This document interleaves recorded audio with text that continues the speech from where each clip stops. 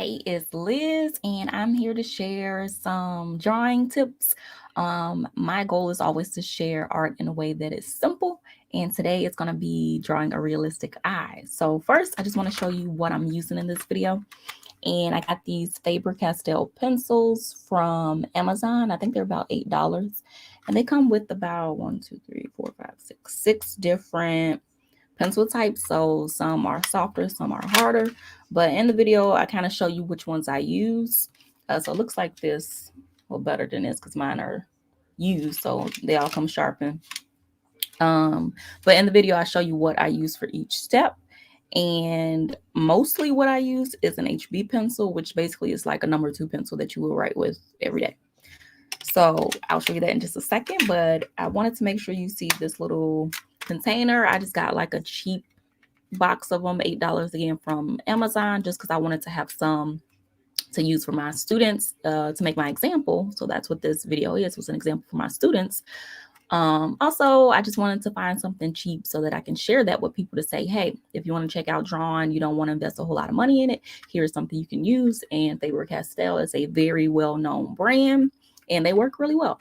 So I'm actually going to share my screen because this was already recorded, but I'm going to show you it and talk you through it a little bit. So let's see if I can do that here. Let me go ahead and hit play.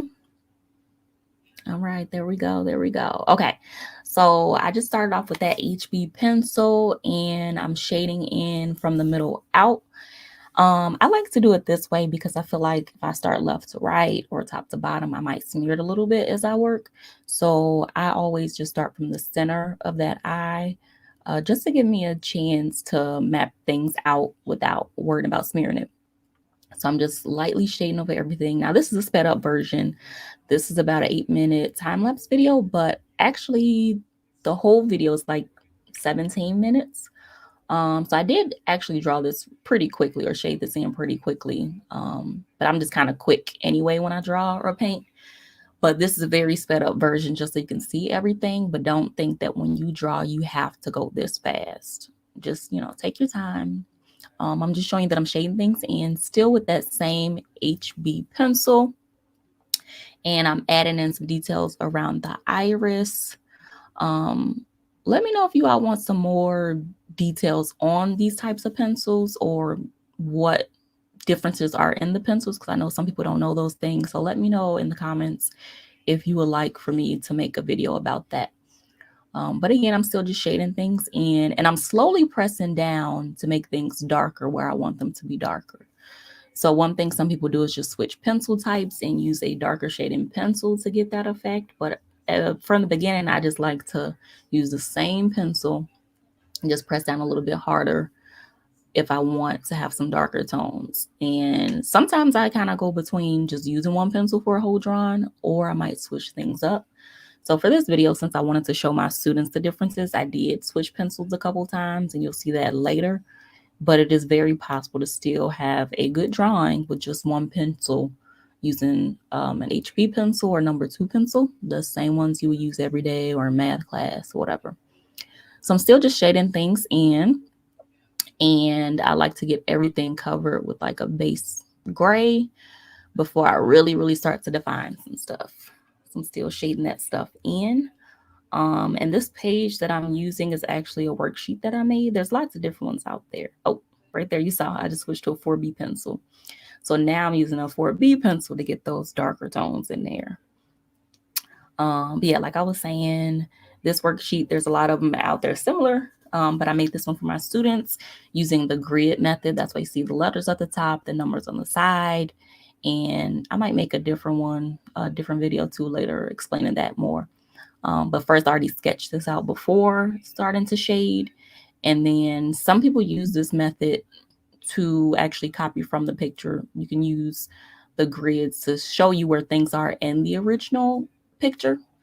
But for me, I'm just kind of using, I'm just kind of looking at it. I've drawn it a couple times or used this to draw a couple times. So I'm actually just like glancing over and shading as I go, but using the boxes can really help you to see where things are.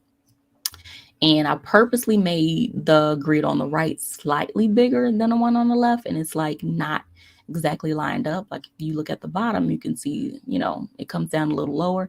And that's on purpose because you could be so caught up in trying to look at it and copy it from the left side and, you know, matching box by box. But like really it's about looking at what's actually in front of you. So I didn't want them to be exactly the same size, just so you can really practice that method of shading using the grid method, or even just drawing using the grid method. So now I'm still using that 4B pencil. And for those lighter areas, I'm just not pressing down as hard. So I'm just picking my pencil up a little bit more, but it's still giving me those darker tones than I would have in an HB. If I use that original pencil, I'll just have to press down even harder. But I like to do it this way because the harder you press, the harder it is to erase things later. So it's best to shade lightly so that if you need to erase, you can. It'll come up pretty easy with a good eraser. But if you press too hard with the same pencil especially, it'll like scratch the paper, have an indent in it, and then it makes it harder to erase. And then you basically have to completely start over before you can fix some things. So that's why I switched pencils. So again, I'm using that 4B pencil, going darker and darker. So as you saw before, I started with like the light tones and I always work my way from light to dark. And then now I'm starting to work on that eyeline, the eyelashes. So first I just shade in the shadow underneath the lashes. That's a good way to get those I don't know why I can't think of words today. Get the contrast in there, besides just trying to make eyelashes really dark and dark lines. So you still have to pay attention to where shadows are and where highlights are, and just shade things as you see it.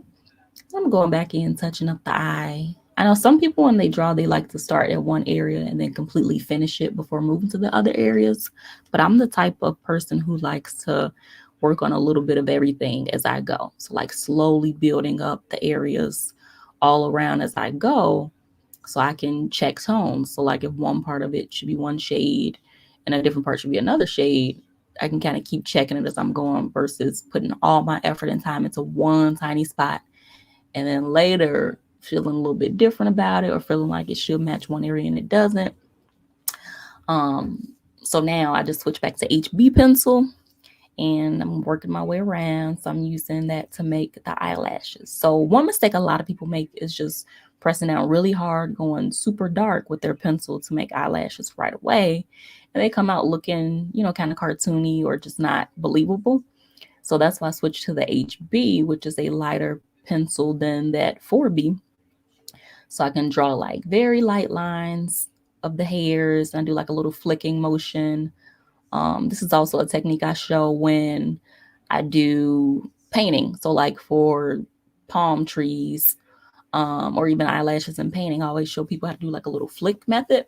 So it looks a little bit more natural. I'm not going to slowly sit there and draw every eyelash because it'll look too defined. It'll look too planned and just not natural. So I like to like quickly flick it out. But again, this is a time lapse, so I didn't do it that quickly, but pretty much I did.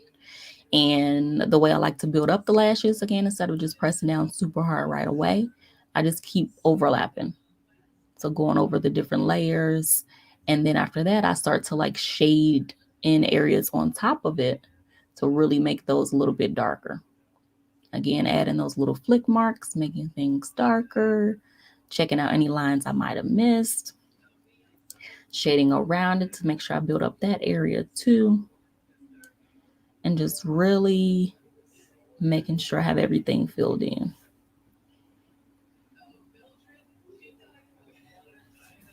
So it's getting close to the end of this drawing. I'm still just touching things up. One thing I forgot to actually talk about was the highlight in the eye, which I went by pretty quick because basically I just drew the shape of that highlight, that big white spot, and then worked my way around it. So I kept it pretty simple with that. And that is my finished drawing. Let me know what you think, and let me know what questions you have or comments or what other videos you might want to see. All right, that's it. I will see you all next time.